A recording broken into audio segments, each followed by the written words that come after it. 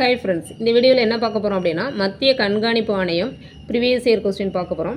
First question, மத்திய கண்காணிப்பு ஆணையம் அமைக்கப்பட்டது. ஆன்சர், மத்திய அரசின் செயலாட்சி குழுவின் தீர்மானத்தின்படி.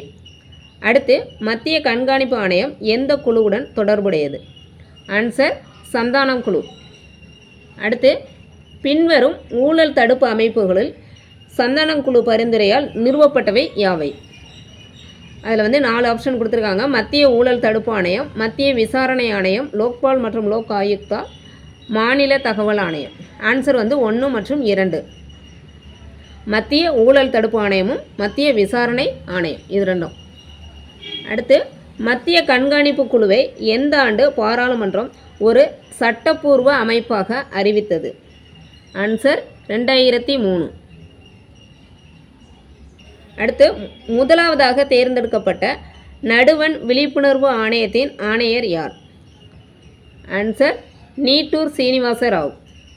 அடுத்து, மைய ஊழல் தடுப்பு ஆணையரை நியமனம் செய்பவர் யார்? ஆன்சர், குடியரசுத் தலைவர். அடுத்து, தலைமை ஊழல் தடுப்பு ஆணையர் யாருடைய பரிந்துரையின் அடிப்படையில் நியமனம் செய்யப்படுகிறார்? ஆன்சர், பிரதமர், உள்துறை அமைச்சர், எதிர்க்கட்சி தலைவர். மத்திய ஊழல் கண்காணிப்பு ஆணையத்தை பற்றிய தவறான கூற்று எது?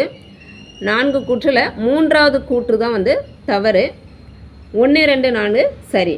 அதாவது மத்திய ஊழல் கண்காணிப்பு ஆணையம் ஒரு மேல்மட்ட அரசாங்க குழு.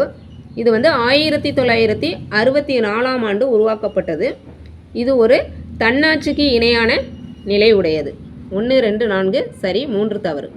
அடுத்து, மத்திய புலனாய்வு செயலகம் எப்பொழுது ஏற்படுத்தப்பட்டது? Answer, April 1963.